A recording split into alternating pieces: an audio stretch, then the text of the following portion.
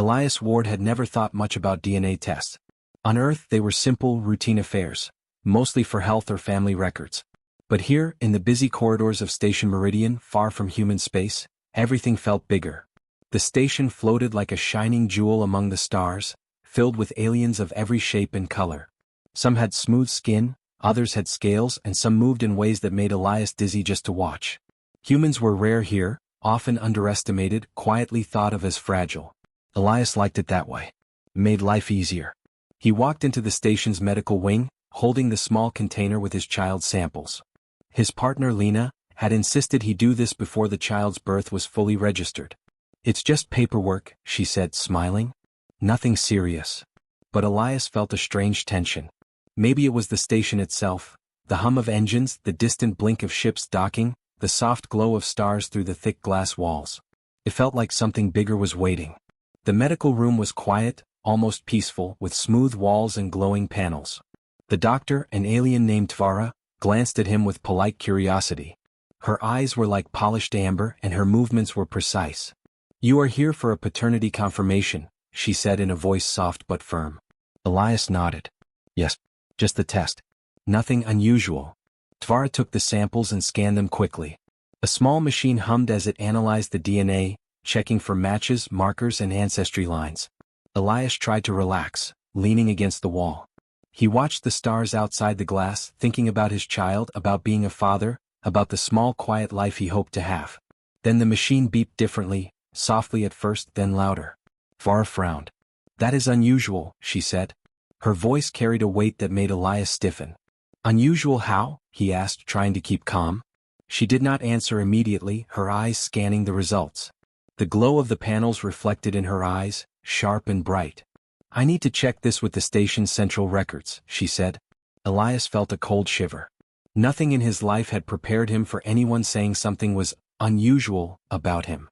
He had always been ordinary, or at least he had believed so. The aliens here had their history, their empires, their legends. Humans, by contrast, were often described as simple, unpredictable, and weak. Elias liked to think of it as freedom, but now, in this quiet room, that freedom felt fragile. A soft chime sounded, and the room's door slid open.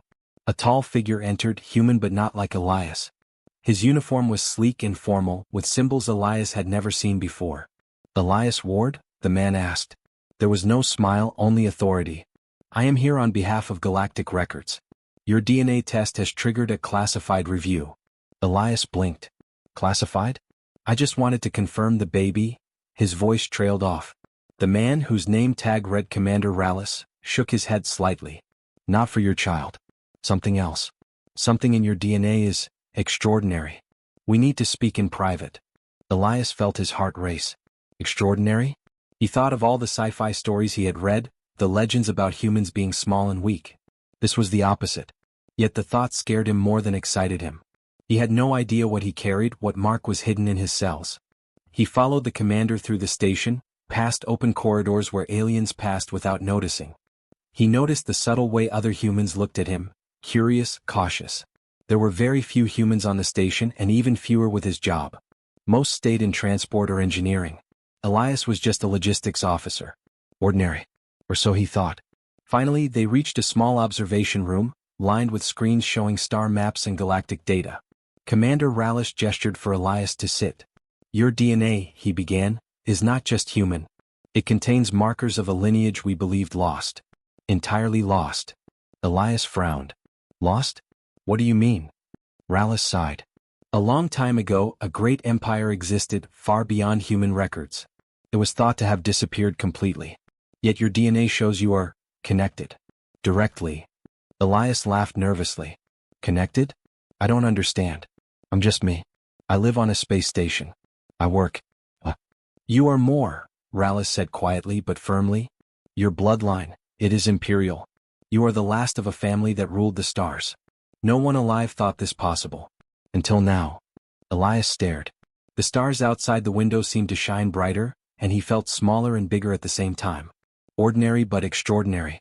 Weak but powerful. A simple DNA test, he thought, had changed everything. And somewhere deep inside, a quiet fear grew. He did not know what being the last heir meant, or if he even wanted to. Tvara returned, placing a tablet on the table. These are your genetic records. We have kept them private until now. Elias took the tablet, his fingers trembling. Numbers, sequences, names he could not pronounce, but one word stood out: Imperial. The word echoed in his mind, heavy with history, responsibility, and something he had never asked for. He looked out the window again at the stars that seemed endless. A single thought settled in his mind. His life, his child, and the simple dreams he had, all of it had changed. A routine DNA test had revealed a truth bigger than he could imagine. And somewhere, far beyond the stars, the galaxy had begun to notice. Elias sat in the observation room, staring at the tablet. The word Imperial kept flashing in his mind.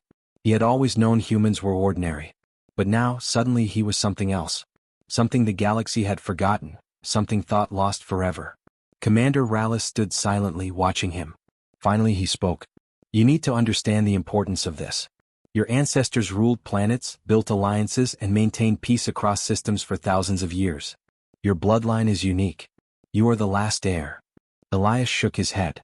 I don't understand. I live on a station. I manage cargo and shipments.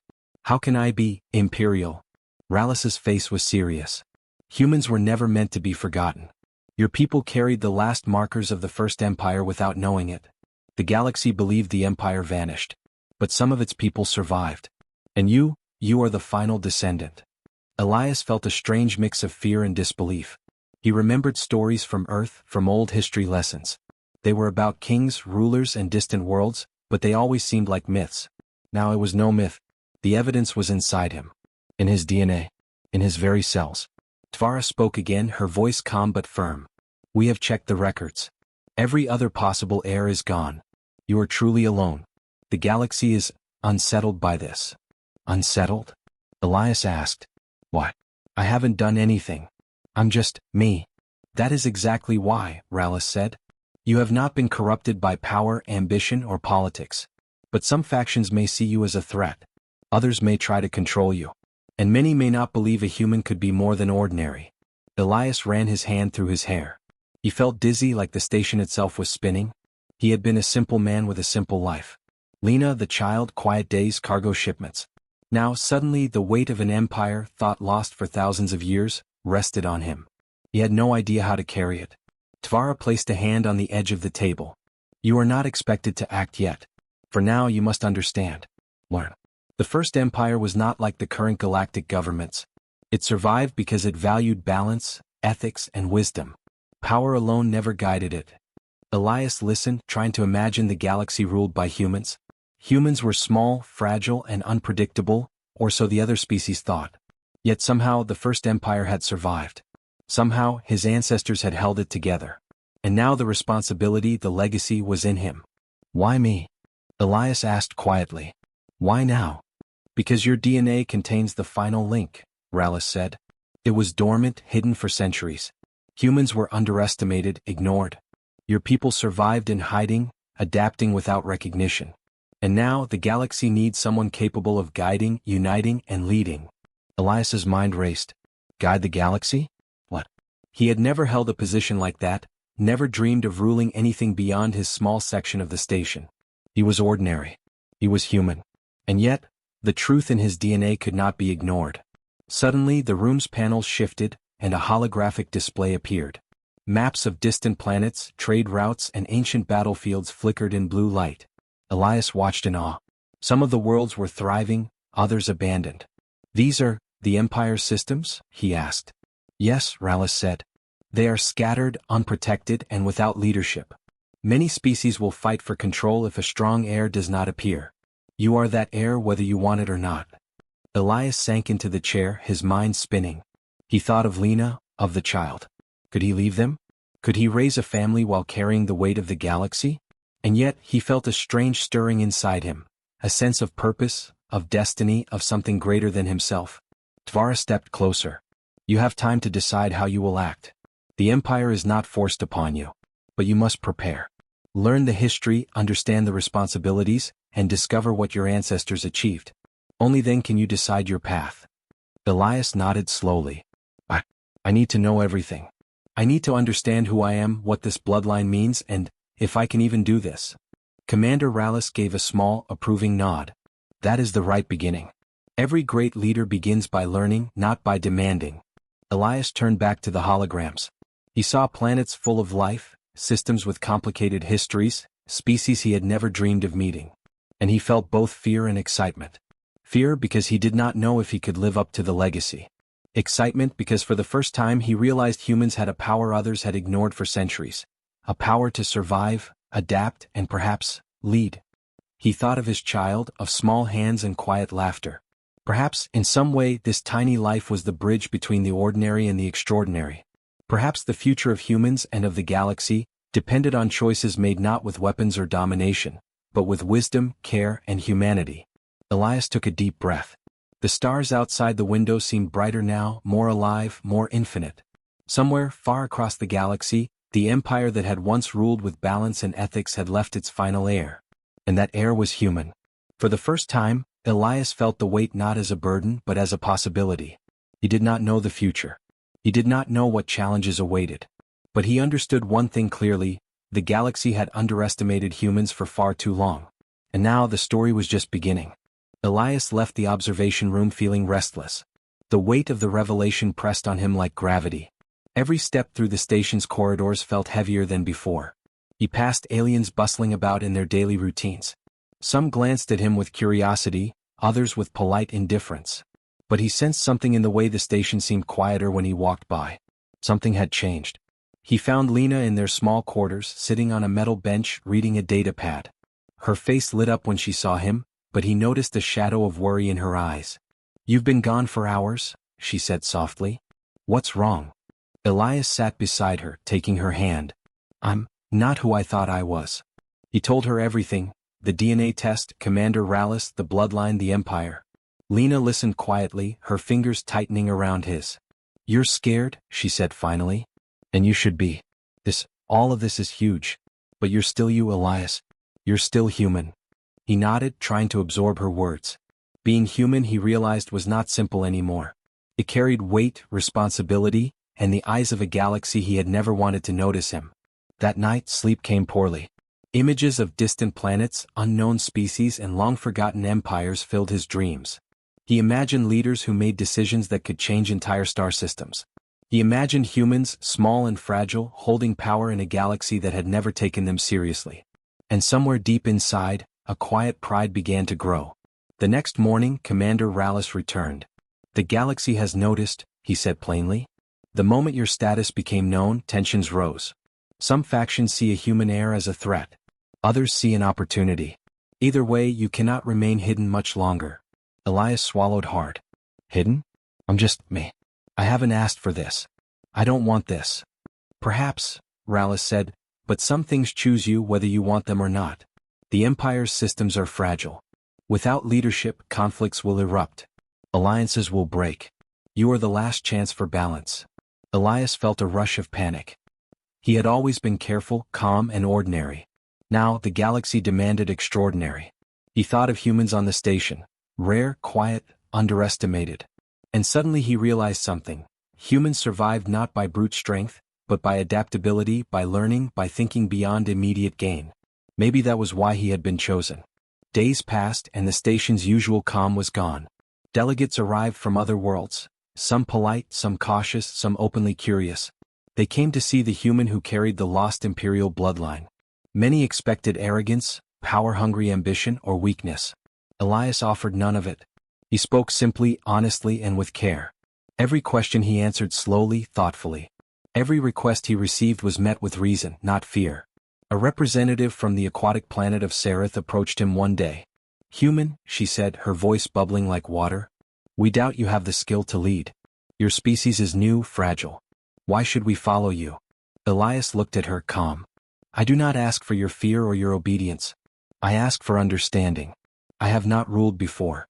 I do not seek power for myself. But I will listen, learn, and act with fairness. If my choices harm no one and help many, perhaps then you will see what humans are capable of." There was silence. The Sereth representative blinked, unsure how to respond. No one had ever spoken to her like that, without pride, without fear, without trickery. Some murmured among themselves, noting the simplicity and honesty in a human's words. Other factions tested him differently. Some tried to trap him with misleading reports, fake crises, and diplomatic puzzles. Elias faced each one the same way, with thoughtfulness, patience, and careful reasoning.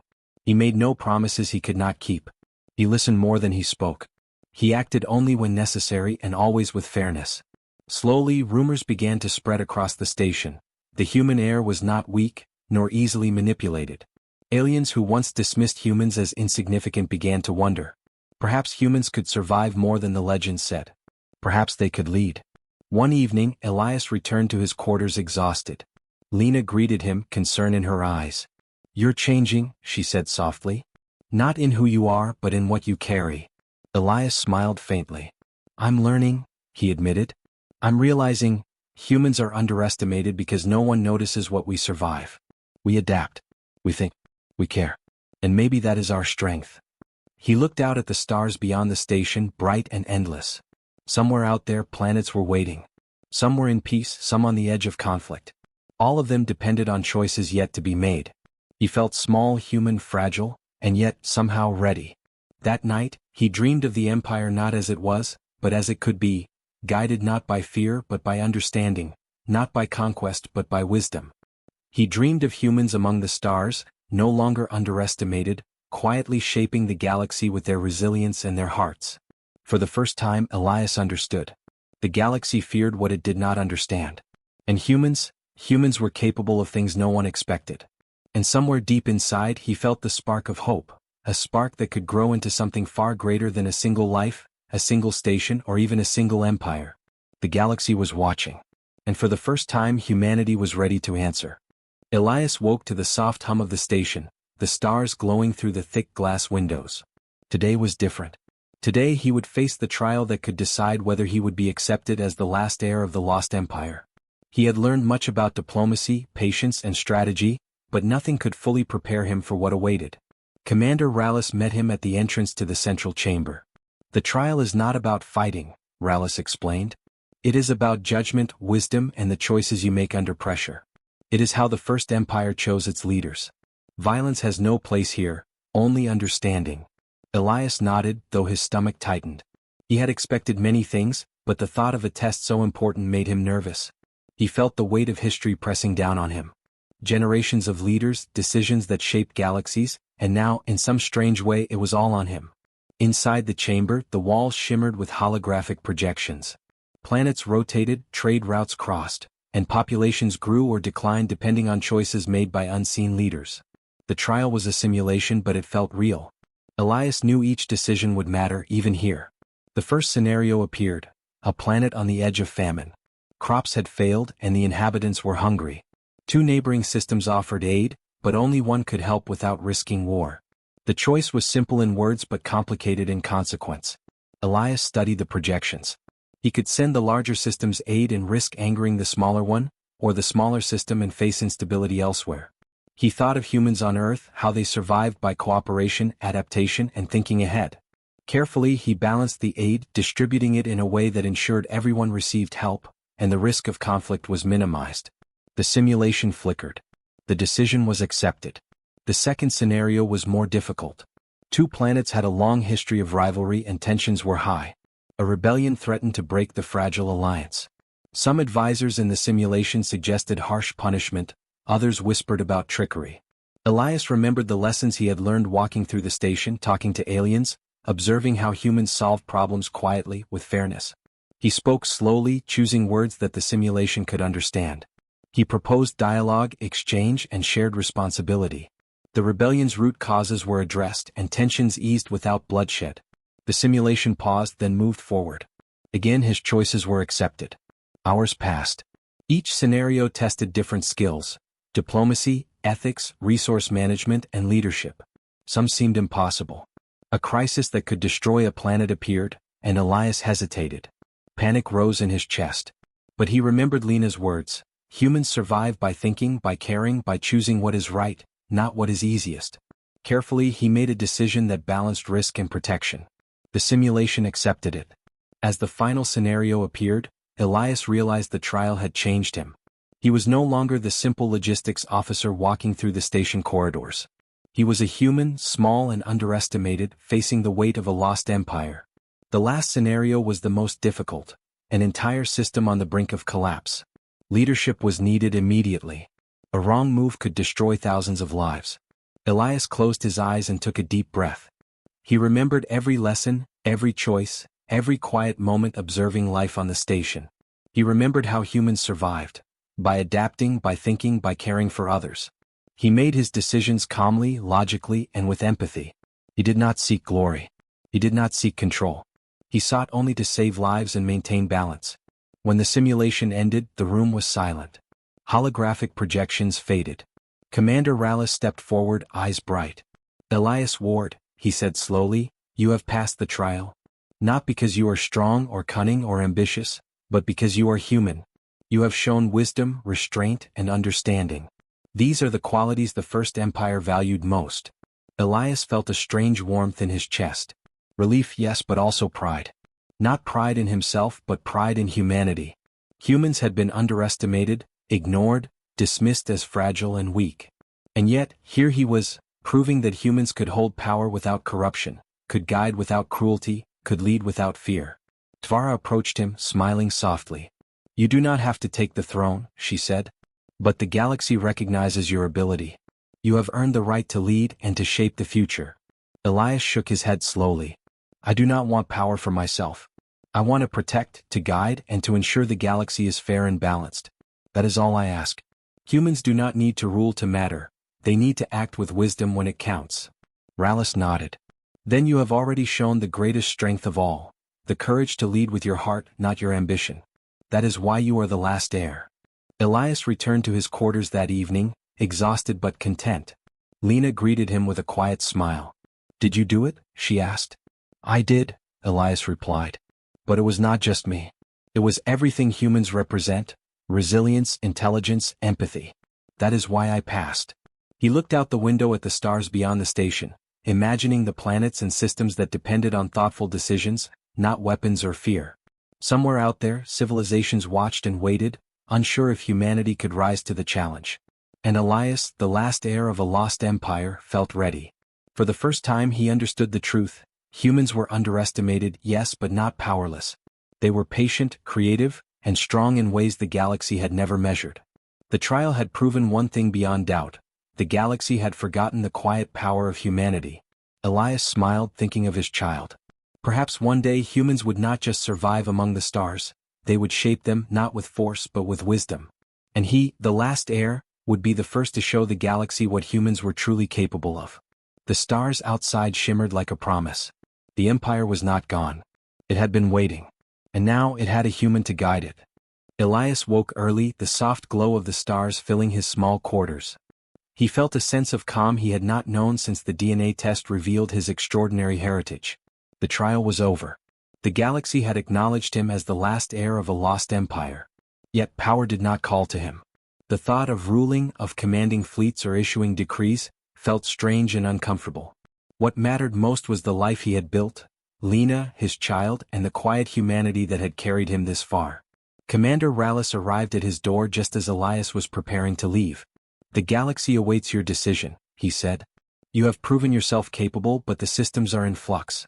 Some demand leadership. Others question it. You cannot ignore them." Elias nodded. "I will not ignore them," he replied. "But I will not rule as the old empire did. I will guide, yes, but not dominate. Humanity's way is not through fear or conquest. It is through care, fairness, and reason." Rallis regarded him silently, then nodded. "Very well. The galaxy will listen. They will watch how you act, not just what you say. Your bloodline is imperial, but your choices will define the future." Elias stepped into the station's observation deck. Aliens and humans alike were gathered there, representatives from dozens of planets. The room was tense. Some observers whispered doubts, some watched curiously, but all eyes were on him. He took a deep breath and began to speak. "I do not come as a ruler seeking power," he said. "I am a human, a parent, a neighbor, and a friend. The First Empire was great not because of its armies, but because of its wisdom. It survived because it understood that strength comes from cooperation, not fear. That is the way I intend to lead, if leadership is what the galaxy requires." There was silence at first. Then murmurs spread through the crowd. Aliens who had expected arrogance saw calm and thoughtfulness. Humans who had once been dismissed felt pride in their species. Elias continued. Systems must work together to survive, he said. Conflicts must be resolved with dialogue. Resources must be shared responsibly. I cannot rebuild the empire as it once was. That world is gone. But I can guide, help, and protect, and in doing so ensure that every species, every world has a voice. A tall figure from a distant star system stepped forward. You are human, the representative said almost incredulously. You could take everything, yet you choose fairness? Elias nodded. Because fairness endures longer than fear. Humans have survived for millennia by caring for one another, by learning, by adapting. That is our strength. And I will use it to guide, not dominate. Another delegate, from a system known for harsh rule, frowned. And if others refuse your guidance? Then I will listen, I will negotiate, and I will act with wisdom, Elias replied. Violence will be a last resort, only to protect life. But the galaxy will learn that humans are capable of leading with reason, not cruelty. The murmurs grew louder, but now in a different tone. Approval, surprise, and cautious hope. The galaxy had expected a human to be weak, to falter, or to be manipulated. Instead, they saw calm, intelligence, and courage in someone ordinary who carried extraordinary blood. Days turned into weeks.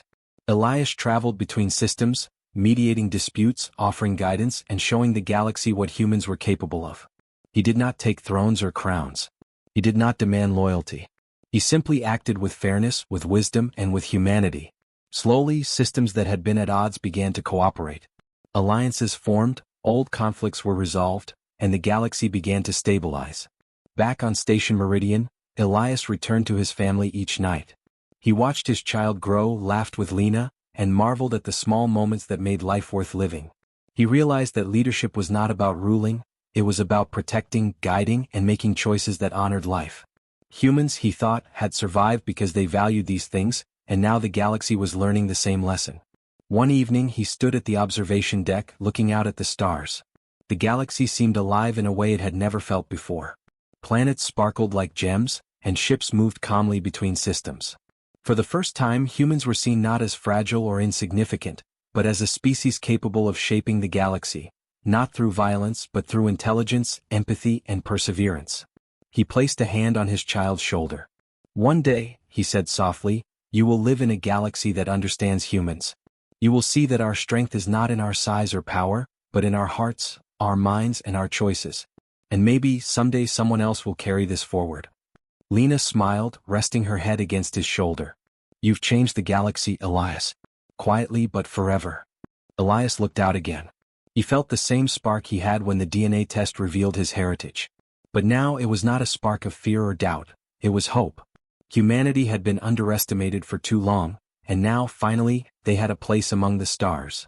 The empire of the past was gone. Its systems were fragile, but its spirit had survived. And now, guided by a human, the galaxy had a future built on wisdom, fairness, and understanding. Elias smiled. He did not need a crown, a throne, or armies. He had something far greater, the chance to show the galaxy the quiet, unshakable power of humanity. And for the first time, humans were no longer overlooked. They were seen. They were heard. And they were ready. The stars outside the station shimmered like a promise. The last heir had chosen his path. And humanity, finally, had begun its place among the stars.